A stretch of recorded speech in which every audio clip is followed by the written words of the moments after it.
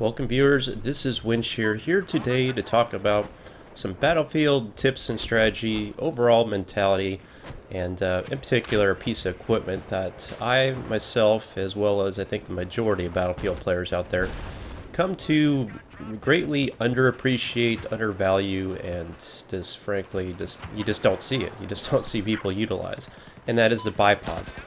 Now, the bipod is a piece of equipment attachment you can put on just about any weapon. Of course, running with supported is definitely probably more advantageous given the larger magazine capacities and damage potential of the weapon. Now, this weapon, the M240B that I'm using, has come to be my currently number one weapon. It didn't start off that way.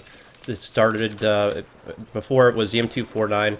I've kind of gravitated towards the heavier LMG weapons because of the damage output, which I've deemed these weapons like DMRs on steroids. Check out my review of the Black Widow. So the loadout I'm using in this weapon right now is a compensator, a bipod, and a laser sight, an ACOG scope. Now, I use laser sights with ACOG scopes because I like that green dot to kind of see where my bullets are going to go with ACOG scope, because that little orange caret's a little difficult sometimes to determine exactly, pinpoint my accuracy. So the green dot, this helps me see that. I know it kind of gives away my position, but you know what? I'm on a bipod anyway. Chances are people know where I'm at. Now, the common misconception a lot of people run with the bipods, or they observe, is that they think that you're just going to hold down an alleyway. You know, you're holding down that Grand Bazaar type alleyway, and you're just camping there the whole match. And that's not really what you need to. You need to reinvent yourself in terms of the way you think bipods are utilized. Up here in this match, I am using this is obliteration is the match game mode. So I parachute in with the parachute deployment to get on top of this building, which has got sandbags. It's a great fortified position. I don't have to worry about anybody sneaking up behind me. I got 360 degrees of fire, and I can take cover up here as well. So it's a great position. That's everything in Battlefield 4. It's about positioning yourself is what wins the majority of your gunfights. If you can realize the benefits of your loadout, if you can maximize your potential, understand the limitations of your weapon, and use those to your advantage as well, and then position yourself to exploit those advantages, more often than not, you're going to put yourself in a leading position, a leading role in the gameplay. Now, granted, I'm not really playing the objective here, technically, but I am defending the objectives. I am throwing out my UCAV anytime I can either eliminate an air threat or a ground threat or a high priority target. And I am being a force to be reckoned with here as I take out the bomb carrier any chance I get. Now, one thing I didn't mention in my loadout that you're probably wondering, and the advanced users are probably wondering, is Windshear, why would you run a compensator with a bipod? Technically, I know that's probably counterintuitive or counterproductive, but I like the compensator for when I'm not using the bipod, because believe it or not, this running without a grip at all, I don't really notice a big difference. Typically, I run an angle foregrip with this to kind of mitigate the high recoil with this weapon. But if you burst fire it, I find that it's manageable without that. But the compensator, the side-to-side recoils is too much on this weapon. It's 0.5 side-to-side, so the compensator helps reduce that. And I really just don't notice any penalty at all, like it says that you experience with a bipod deployed and this thing having a compensator. On full auto, it's still a laser beam, and it just drops people like no tomorrow. So bipods, again, you still have to be aware of your biggest threats. You are a sitting duck. Snipers love that. So that's your number one threat. But there's always a means of dealing with snipers. The scope glint is my number one. That's my number one threat assessment. Anytime I see a scope glint coming my direction or in the picture, that to me is an indication that there's a sniper about to kill me. So I immediately move. You know, I take cover, I move, or if I'm feeling like if I have a time advantage, I'll throw some bullets at a sniper, because it only takes a little bit of suppression from this weapon for a sniper to get shaken, and more often than not, they can still pull off the shot if they're good. But at least give me some time to get out of there if I can. Now you can see the players here starting to become more conscientious of me, and I think they're getting pretty upset about it. So forgive the teabagging. I know I digress, but I'm working on it. I'm working on it, but I can't help but throw it out a little bit here and there, because I know these guys are pretty aggravated at this point in time. But Again, this positioning, I like being able to take out all the guys parachuting in on top of the Sea Dragon. That's one of my biggest gripes about Obliteration, and I don't know why. For example, on Lupini Garden, there is no parachute spawn in. That's great. But why do we have it on Sea Dragon? I don't know. And same thing with Propaganda. Why is there a parachute spawn in on that? It makes no sense at all. But anyway, you don't need a parachute spawn in to get on top of this building. Obviously, a respawn beacon could do that from Recon class, but obviously somebody in your squad has to be utilizing that. So you can see some guys that decided to get on board, kind of like what I am, getting on top of the roof, and they're trying to spam some RPGs and a sniper. It's a pretty bad combination, but still I'm managing to keep their heads down with suppression, take cover, and get a few more kills here before the end of this kill streak comes to an end. But nonetheless, very effective roll up here. You can see even without the bipod deployed, I'm still getting shots on target despite getting spammed with RPGs and everything else up here. You know, some of the tactics I do is I always spot before I fire. That just helps me acquire the target, and it solicits the help of my team. It's something I've always done, always will do. It's almost an impossible habit to break. Even when I'm playing other first-person shooters, I'm always hitting that spam button, even when that spot feature is obviously not supported. But it's just a tactic that it should be rooted in your muscle memory at this point in time. And it's a little frustrating, though, when people take your kill. But, you know, that's just how it goes. But, again, the commander up here, that's another thing I don't like about Obliteration game mode is why do we have commanders on it? It's really bad on maps, in particular like Pearl Market, when you're spamming cruise missiles on Obliteration, excuse me. They really mess that up. But bipod emphasis, again, it doesn't have to be just on support class weapons. It can be on assault weapons if you want, or even carbines. It's there for a reason. It really increases your effectiveness at range. Now here's a different perspective. I'll be moving on into the next sector of this map. Again, UCAV. I was going up against a guy the other day who was a #1 UCAV player in the world with 16,000 UCAV kills. So it's not just me, guys. There's other players out there who really appreciate what this piece of equipment can do. It's not just for infantry. It's not just for camping snipers. I mean, it can really help eliminate air and land vehicles, which I'll show here in a moment.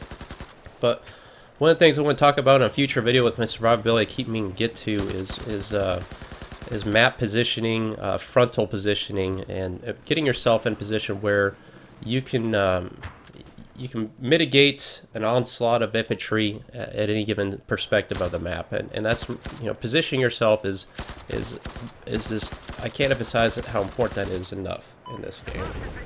Now, the range of this weapon, as you see with the bipod deployed, is, I mean, 130, 150 meters all day long is no big deal, and 100 rounds in a magazine is a little bit limiting, a little bit frustrating.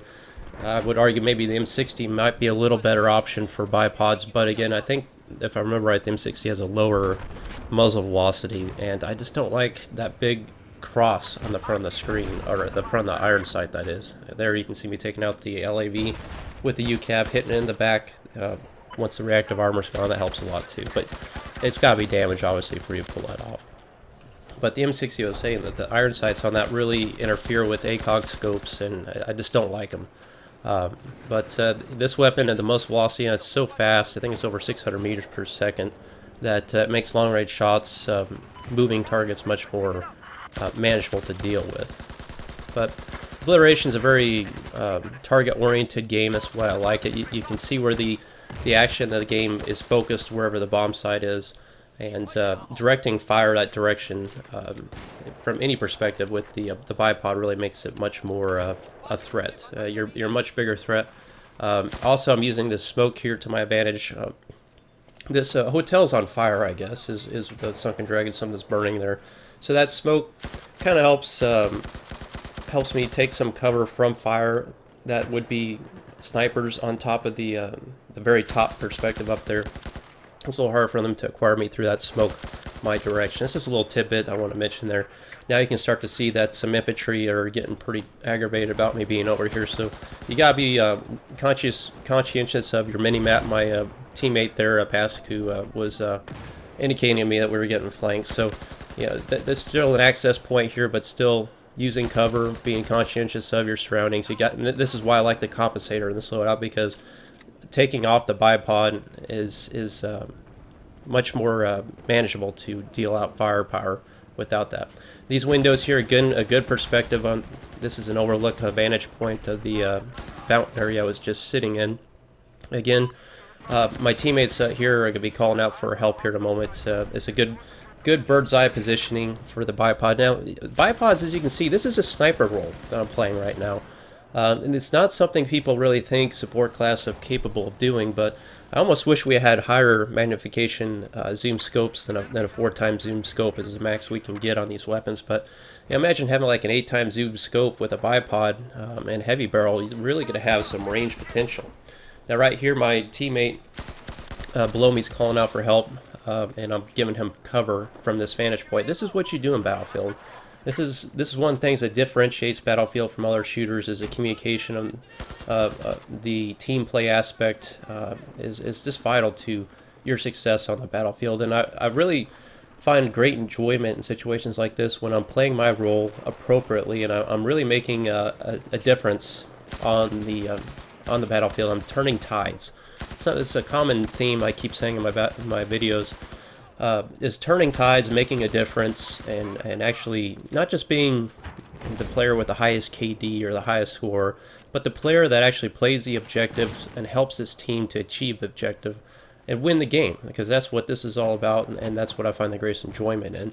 So when I'm kind of sitting back here and eliminating targets from afar, communicating with my team, that's one of the things I find most enjoyable about this game, and I think a lot of people share that belief as well. I get comments almost daily anymore from people coming from Call of Duty saying that they found Battlefield, and even in its state and its frustration with its lag or its netcode, to me it still brings a lot to the table, and it's still a very enjoyable game. With that being said, though, Battlefield 3, I would like to see Battlefield 3 come to next gen if they feel like remaking something, but that's I guess that's a topic for another video. But as this video wraps or winds down, clearly you can see just the potential of this weapon at the range as I'm shooting at these guys. It's a little different for me trying to compensate for leading my targets, because I'm not really accustomed to watching bullets travel this far and take this long to hit targets. But you know, at these ranges, you just have to get used to it, I guess is what it boils down to. But clearly you can see lots of targets going around this objective, and even then I'm still able to drop these guys at this range, and they just don't even know what's hitting them at this point in time. I mean, I imagine if I was an enemy getting hit by a guy with a bipod at this range, I would just be absolutely, I would just be exasperated and very frustrated and be like, my God, did that guy just kill me from a bipod across the map? I mean, you just don't see players play like this. And I know a lot of you guys will be like, well, you know, Windshear, all it takes is a good sniper to take you out, and, you know, clearly you're not playing against good players. Well, that's not really the case. Most of the time, there are snipers out here. I think, actually, I do get sniped here at the end, which is what brings me down. But, again, scope grip and being aware of your surroundings and kind of counting the player counts too, knowing where all the players are at, that's what leads to your successfulness and your longevity on the battlefield. You can't get too comfortable. You obviously just can't sit in one spot and think that nobody's going to pull a sniper rifle out and take you out. And I actually even had guys pull out bipods and take me out, and I'm guilty of losing my situational awareness as well, but I'm trying to maximize my time while I can and stem this onslaught, because there's lots of infantry here going across that bridge. I mean, there's a vehicle there and everything. So, you know, this is a point in time where I would like to be moving into the other sector of the map where I'm on top of that building I showed you in the beginning. And there he is, bipod there, took me out. So I hope you guys learned something here. Thanks for watching. Please like and subscribe. I'll have more content here when I get back from work, and I expect you guys to try this and let me know how it works. Thanks for watching.